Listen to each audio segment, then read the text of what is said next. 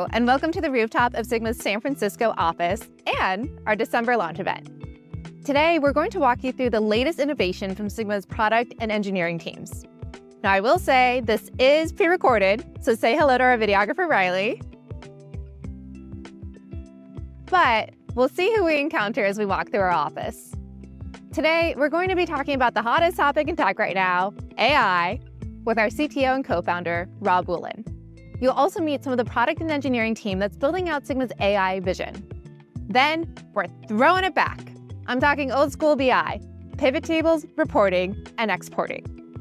And in case you're new to Sigma, I'll start with a quick overview, and then we'll dive into what's new. So come on and follow me into our office. Okay, so what is Sigma? Sigma is enterprise BI with a spreadsheet UI. But we're also so much more than that. Sigma is a data workspace for your cloud data platform. Think of us as a front end to your warehouse. Now, when it comes to working with data, teams crave alignment, and you need that live cloud data to stay aligned.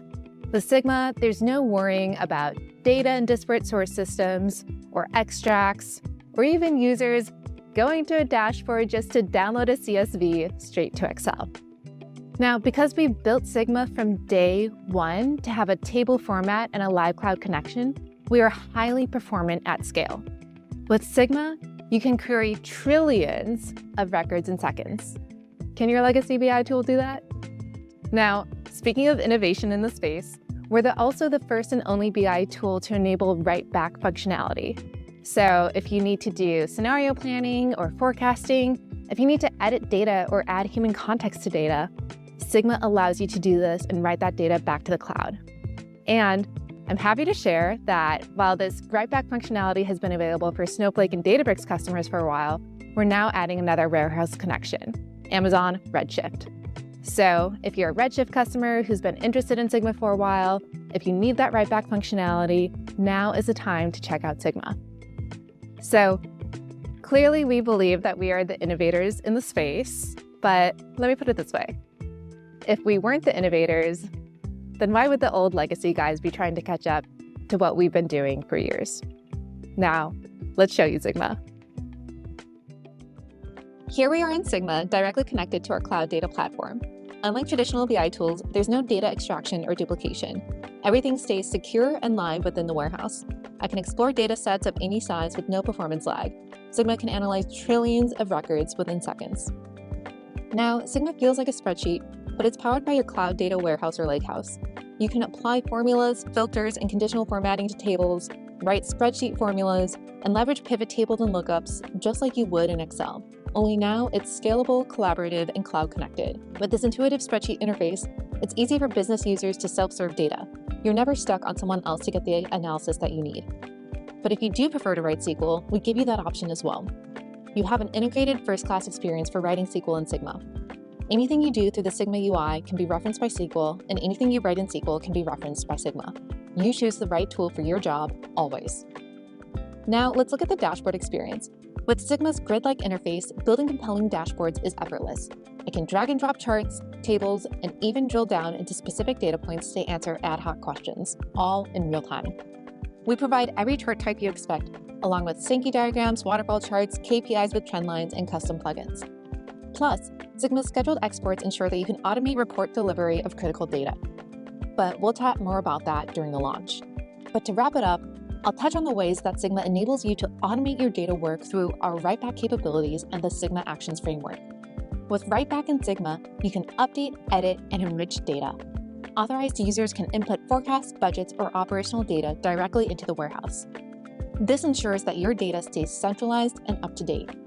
And with Sigma Actions, you can trigger workflows, update external systems, add new data, or notify stakeholders based on dashboard clicks or data entry. Now, just imagine what you'll be able to build with these capabilities. All right, so that's your Sigma overview. And if you want to learn more, do a deep dive, you can always go to our website, sign up for a free trial, or join us at a hands-on lab. But now it's time for what you've all been waiting for. And wow, so interesting that we went from morning to evening in the course of that demo. But today we've got Rob and Madison here. Rob, our CTO, Madison, one of our software engineers for AI. here to tell us about what is new with AI in Sigma. So, what's new? Well, it's an exciting day. We've released Ask Sigma into beta. And Ask Sigma is our natural language interface to data.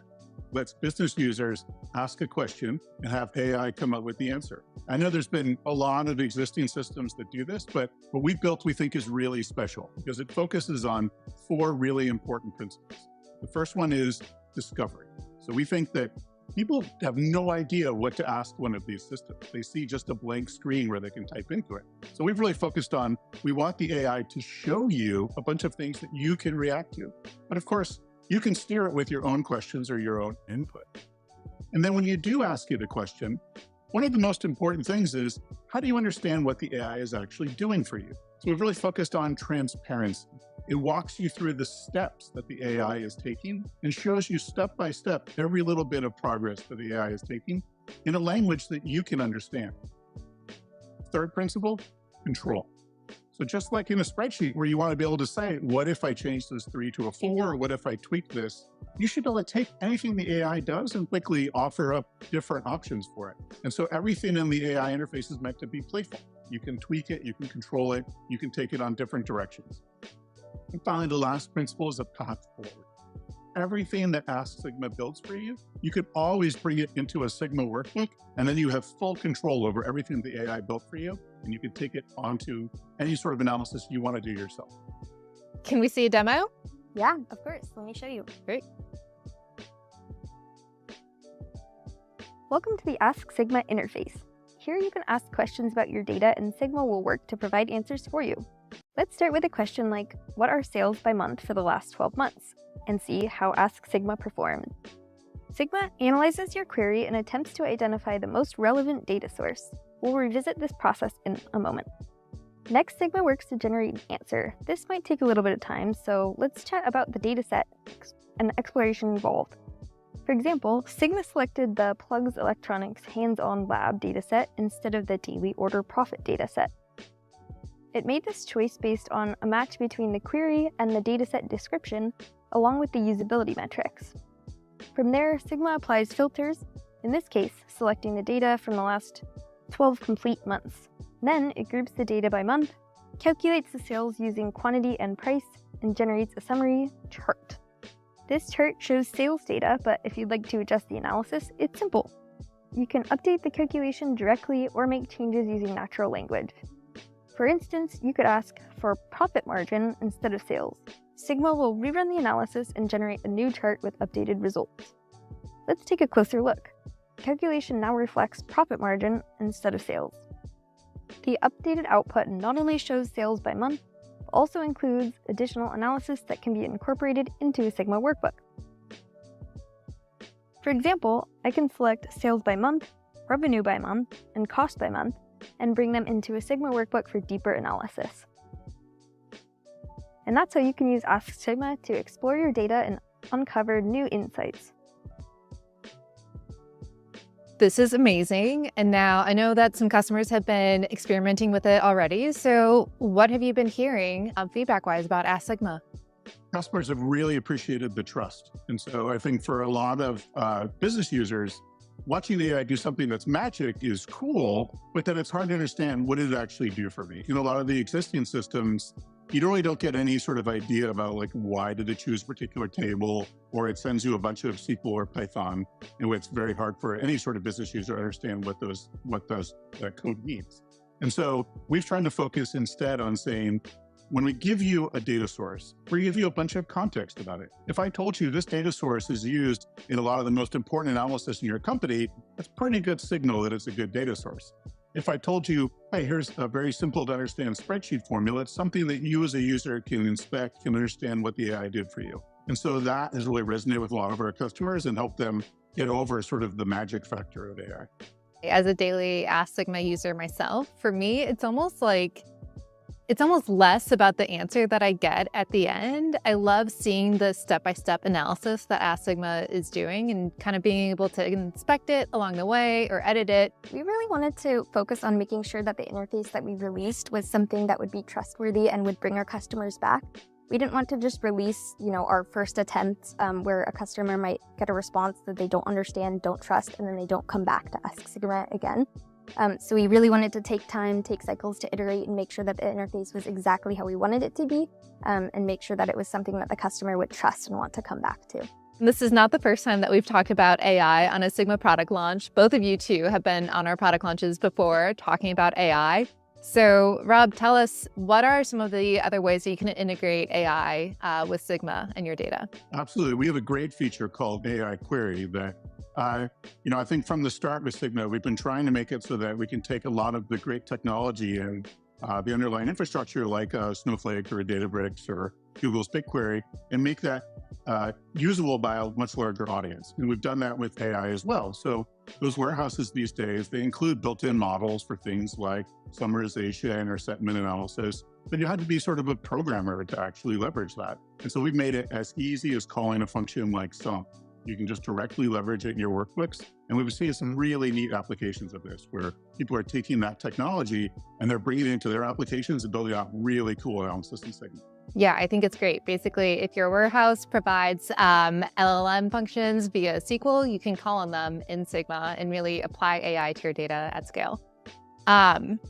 Anyways, I'm obviously not the AI expert, but I feel like I've learned so much just using Sigma. So thank you, both of you. So one last question. When can everyone get a hold of Ask Sigma?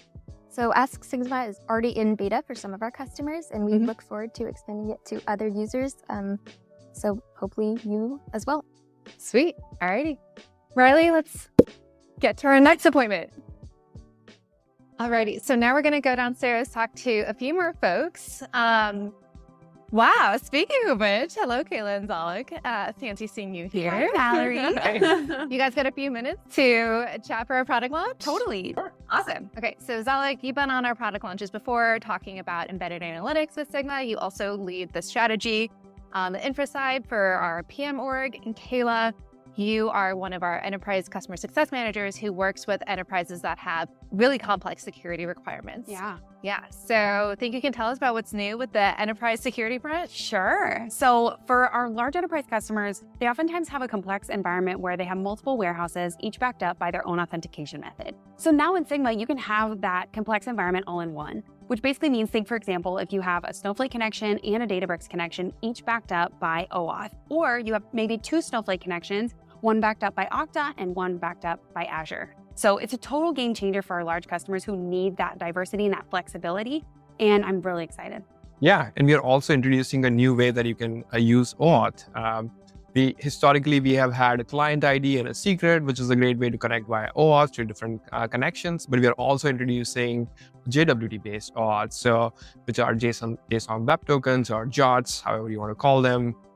These allow you to actually encode all of your identity and security data, and this also provides a real modern way to authenticate into different connections. Yeah.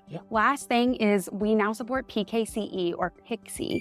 So PIXE is the gold standard for authentication. Essentially, it's an extra layer of security when you have a token exchange. And so most Sigma users, like myself, never want to think about security, and we want to keep it that way. Nice. Okay. Well, before I head down, Zalak, what's new on the embedded front? Yeah, we've been working on a lot of things for our embedded customers. One thing notably I want to call out is for our customers who isolate their clients' data through different databases and schema, the only way for them to actually utilize Sigma at scale was through custom SQL. But really, nobody wants to write custom SQL, right?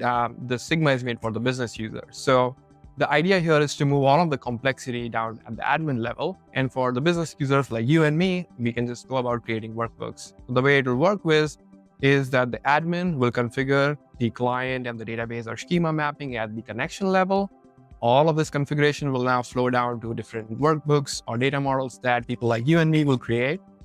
We will support pretty much everything, dynamic, static tables, and also write back capabilities with input tables. So this is really a great way to isolate your data at scale, high levels of security. So for our embedded customers who are looking to monetize the data or distribute their data products, this is really a good unlock. Okay, nice. Well, I'll call my elevator. But while it gets here, anything else that folks should know about what's new and what's coming next? Well, we have a lot of things around the embedding, but you will have to wait for the next product launch for that. I don't want to spoil it. So, yeah. But beta access soon, yeah? Yeah, so everything that Kaela and I just talked about, we are thinking about opening it up for private beta in the next few weeks. So definitely reach out to your customer success managers. And we'll have you enabled for private beta. All right, talk to your CSM. All right. And now I'll see you guys Mallory. down to talk to some more product managers. All right, well, hello again. So now we're on our 4th floor. And since we've already talked to Rob and Madison about AI today, I figured we should also talk to a customer about how they're putting some of Sigma's AI capabilities like Ask Sigma into production. So let's go on and hop on a Zoom call with our friends at Clay, another data company who's doing a lot of cool AI things with Sigma. So, hey Josh, great to see you again. Thanks for joining us on this product launch. Mind telling us a little bit about your role and your company for those folks watching along with us? So I'm Josh. I am the lead of data here at Clay, which is one of the faster growing startups based out of New York. I have been here for just over a year now, taking data from 0 to 1, with Sigma basically at the center of that process from nearly day one.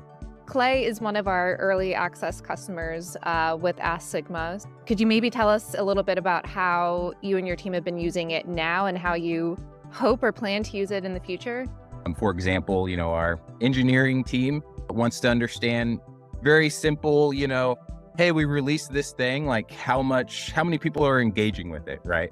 And in an old world before Ask Sigma, it would be, Josh, go look at, how many users have touched signals in the last 5 weeks, 6 weeks since we released this thing, right? That's an hour or 2 of my time, right? Now they just get to go and Ask Sigma and say, hey, Ask Sigma, show me how many people used our new signals feature, right? In the last 6 weeks, and that number is just instantly available to them, right? So it really is a lot of just self-serving analytics, right? Yeah, there's this unquantifiable benefit of just fewer distractions and fewer interruptions, fewer shoulder taps to your workflow. Yeah. Yeah, no, totally. So, as I'm thinking here at Clay about enabling, self-serve analytics, right?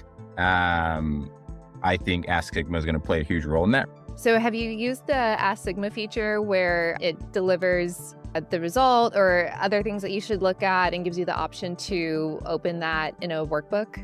When I saw that, it was so clear to me what you all are trying to do, right? And it was super valuable, right?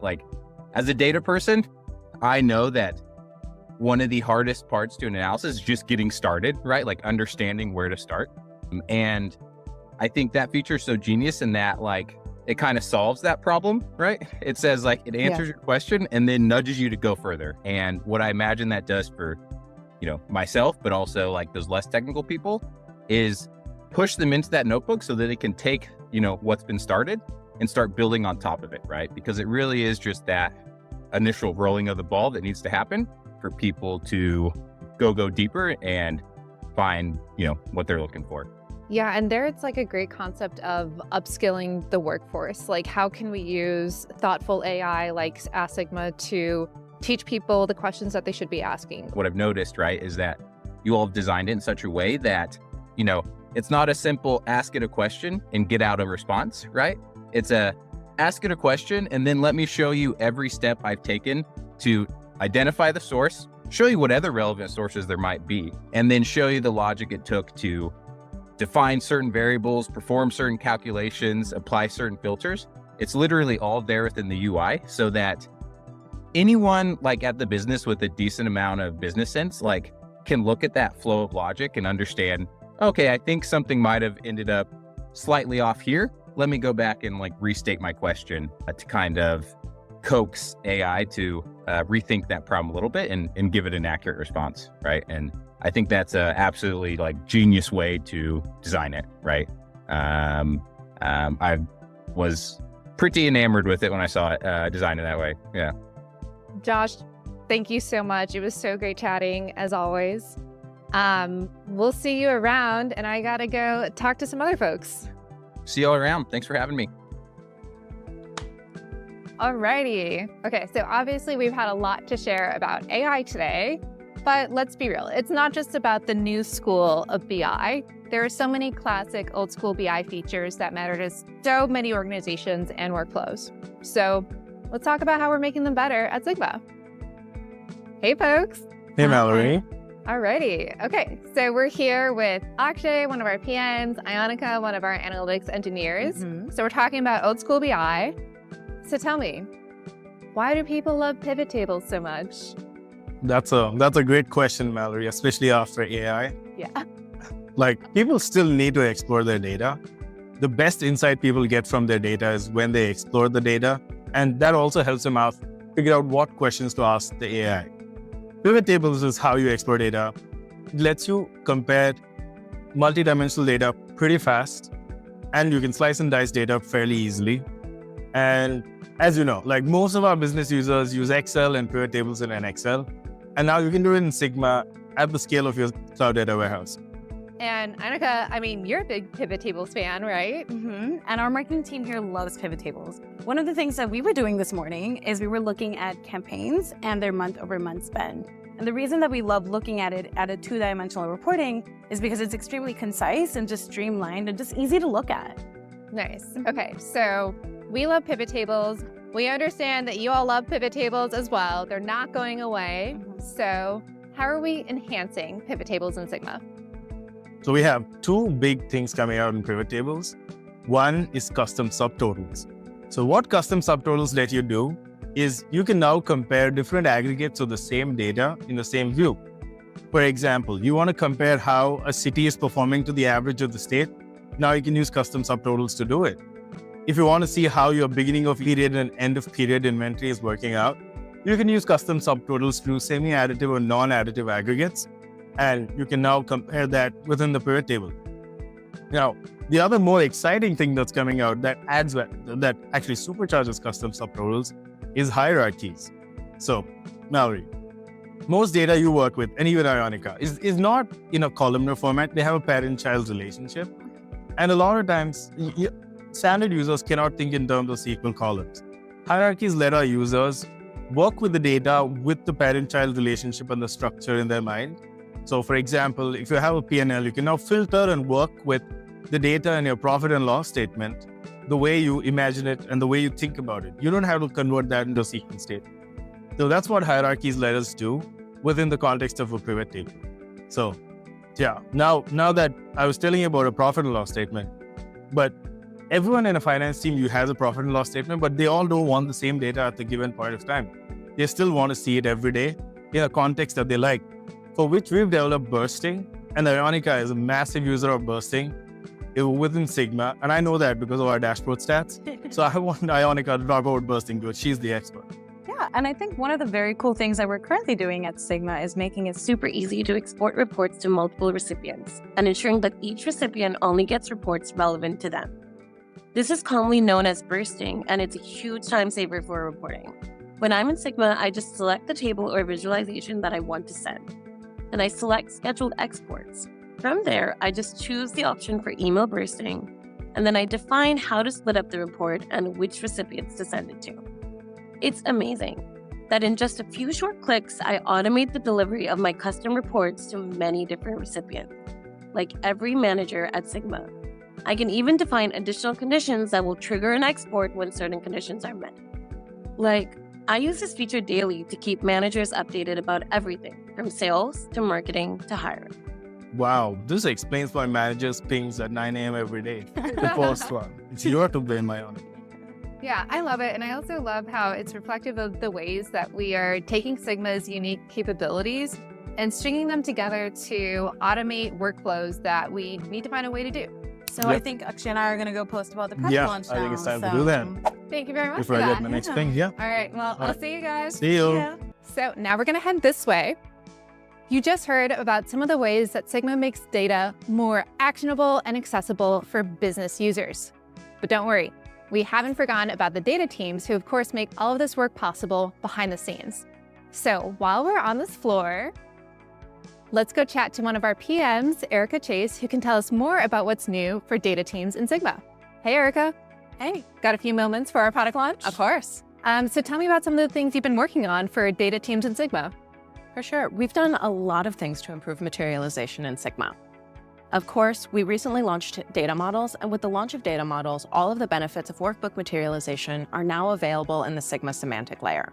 So that means that you get automatic suspension of materializations that aren't used. So if your data model materialization isn't being actually looked at, we automatically stop so that you get all of the cost savings, because it's not worth running something that no one's looking at. Yeah.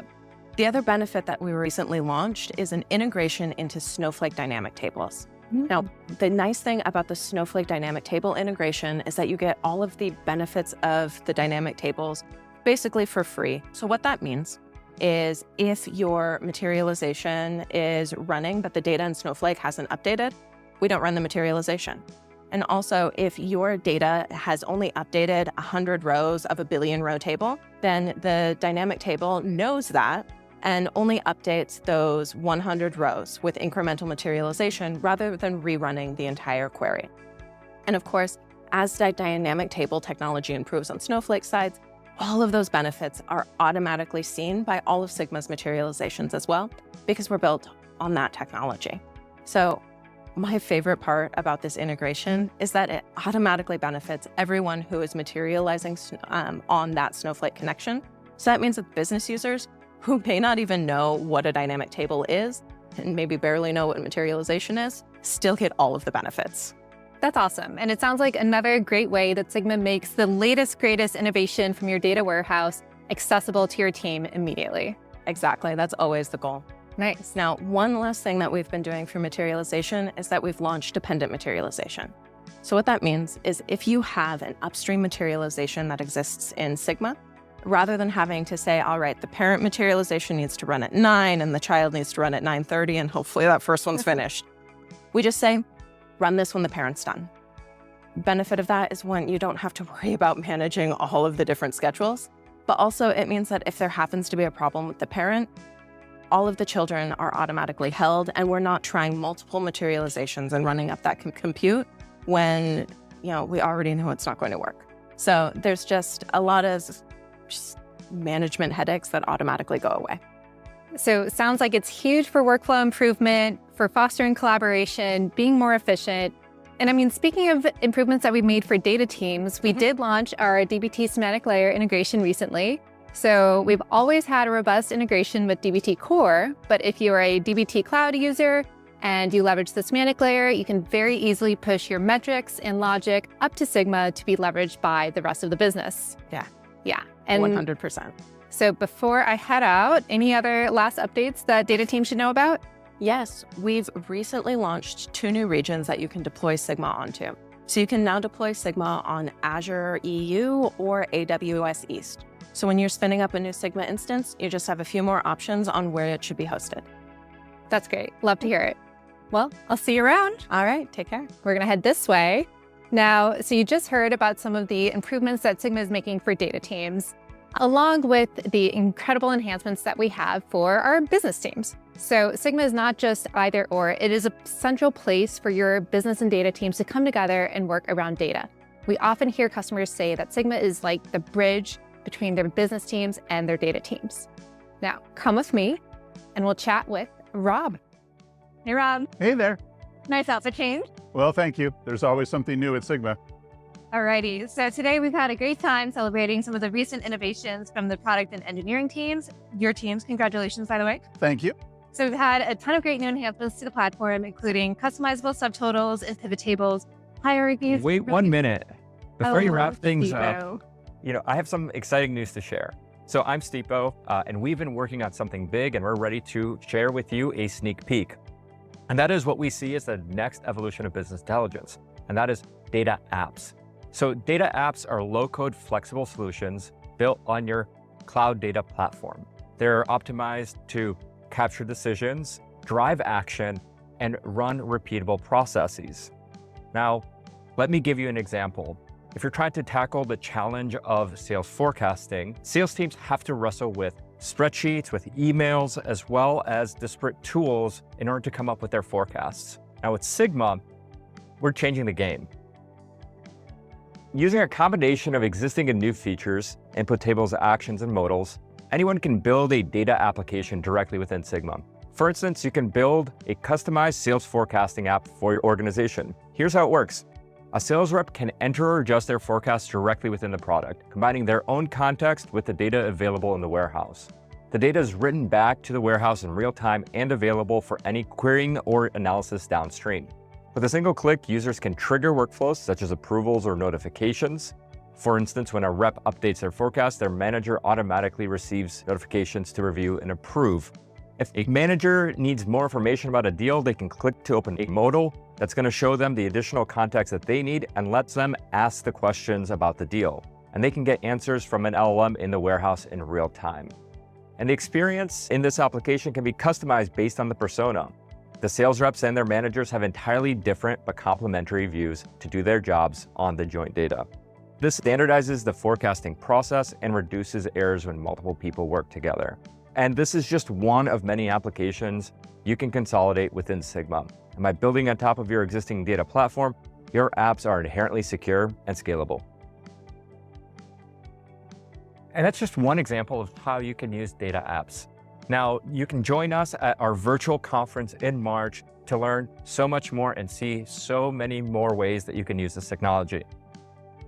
Okay, so virtual data apps conference in March. But as for our product launch today, Rob, remind me, what were we chatting about? So many exciting things. You saw those AI features like Ask Sigma and AI Query. You saw advancements in our enterprise platform, our embedded platform, a bunch of pivot table enhancements, custom subtotals, ragged hierarchies. What else am I forgetting? I think some infra updates and data materialization. What a great product launch.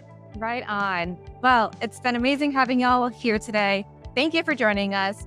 If you want to learn more about Sigma, see any of these new innovations we've talked about today, you can always visit our website, sign up for a free trial, or join us for a hands-on lab, or join us in March for our virtual data apps conference. But until then, thank you. Thank you to our videographer, Riley, and we'll see you in March at the Data Apps Conference.